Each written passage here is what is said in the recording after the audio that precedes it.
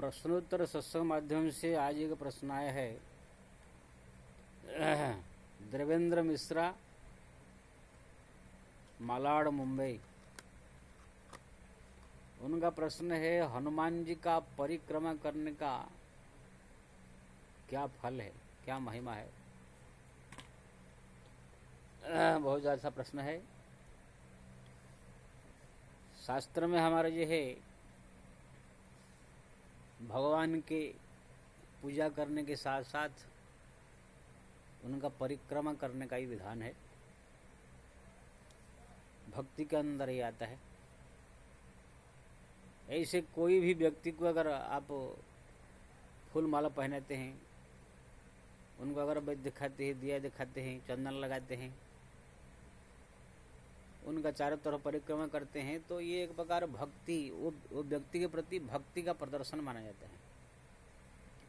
जैसे अपने पिता के प्रति आपने अगर उनको चंदन लगाया, माला पहनाया, फिर उनका चारों तरफ परिक्रमा किया, तो आपने पिताजी का भक्ति किया। जो पितृभक्त है इसे करते हैं, मातृभक्त है इसे करते हैं, तो परिक्रमा करना भी एक भक्ति के अंतर्गत आता है।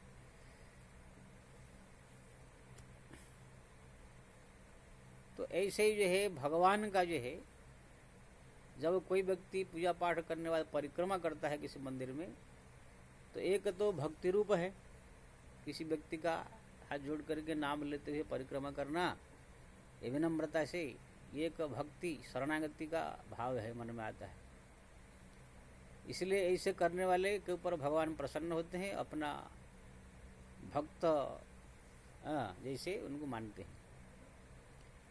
लेकिन इसका फल भी है।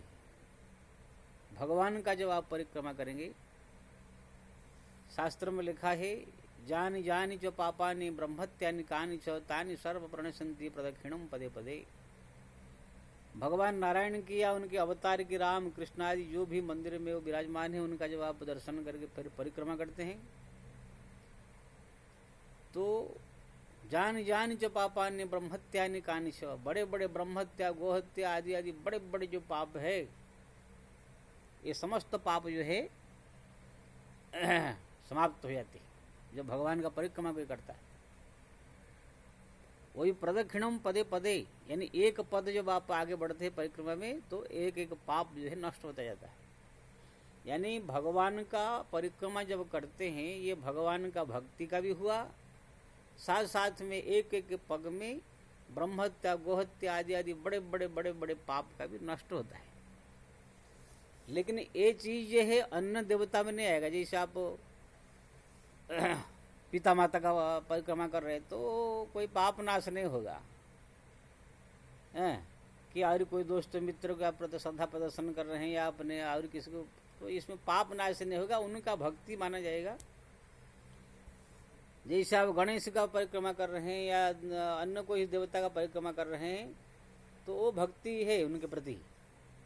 लेकिन पाप नाश केवल भगवान नारायण या उनका जो अवतार राम कृष्ण, इनका अगर आप परिक्रमा कर रहे हैं, तो भक्ति के होने के साथ साथ एक एक पग में जो है एक एक ब्रह्मत्या, गोहत्या के पाप का नष्ट हो जाता है। जानि जानि च पापानि ब्रह्मत्यानि कानि च, ब्रह्मत्यादि और जानि जानि जितने बड़े बड़े पाप है सब प्रदक्षिणम पदे पदे तानि सर्व प्रणश्यन्ति।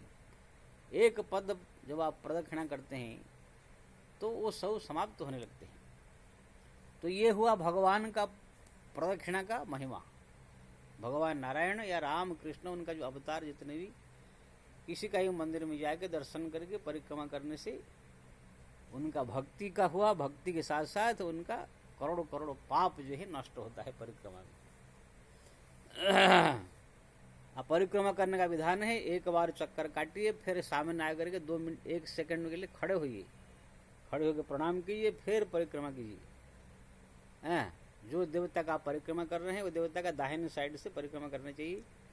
और इस सामने आओगे, एक बार प्रणाम करके 1 सेकंड खड़े होने का। तो इस प्रकार नियम बताया गया परिक्रमा की।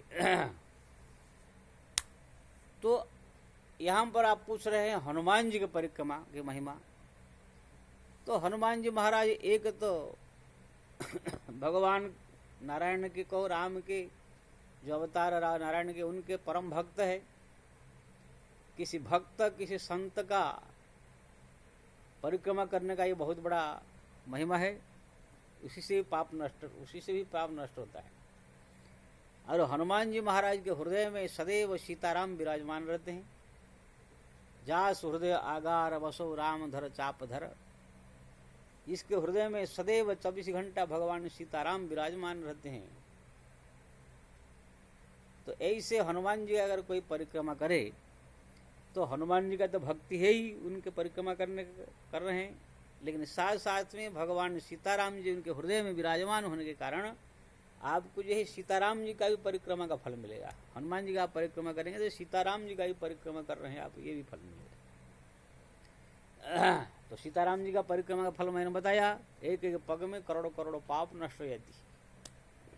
आप सदैव हनुमान जी का जब परिक्रमा करते हैं उस समय जो है मन में भाव भी रखना चाहिए कि हम हनुमान जी का ही परिक्रमा कर रहे हैं, उनके हृदय में जो सीताराम जी विराजमान है उनका भी हम परिक्रमा कर रहे हैं। इसी भाव रख करके तब उनका परिक्रमा करें तो आप भगवान का भक्ति तो कर रहे हैं परिक्रमा करके, साथ साथ में आप जो भगवान का परिक्रमा कर रहे हैं, जो जानि कानि च पापानि ब्रह्मत्यानि कानि चमतानि सर्वप्रणशति प्रदक्षिणम पदे पदे जो श्लोक कहा गया है शास्त्र में, एक एक पग में आप ऐसे करोड़ों करोड़ों पाप सब नष्ट करके निष्पाप होते जाएंगे। और निष्पाप जीव जितना होता जाएगा इतना उनका मन निर्मल होता जाएगा, इतना उनका मन भक्ति में डूबता जाएगा। इस प्रकार भक्ति भजन साधन करते करते करते करते करते ये संसार से जो है उद्धार हो जाएगा। तो हनुमान जी का परिक्रमा का महिमा बहुत अपार है। इसलिए हनुमान जी का जब आप परिक्रमा करते हैं, वो परिक्रमा करते समय उनके अपने मन में ये भाव रखिए, जो हनुमान जी खाली नहीं है यहाँ, उनके हृदय में सीताराम भी विराजमान है, मैं उनका ही परिक्रमा कर रहा हूँ और हनुमान जी का ही परिक्रमा कर रहा हूँ। इसी भाव से आप जब करेंगे तो इससे हनुमान जी तो प्रसन्न होंगे क्योंकि ना उनकी भक्ति कर रहे हैं आप, साथ साथ सीताराम जी प्रसन्न होंगे क्योंकि आप उनको भावना रख कर परिक्रमा कर रहे हैं। तो इसी प्रकार से ये है हनुमान जी का परिक्रमा करने का दो फल हुआ। आप गणेश जी का परिक्रमा करेंगे तो खाली गणेश जी का भक्ति होगा, आप शिव जी का या दुर्गा माता का अन्य किसी देवता का अगर परिक्रमा करेंगे तो उनका एक ही भक्ति होगा।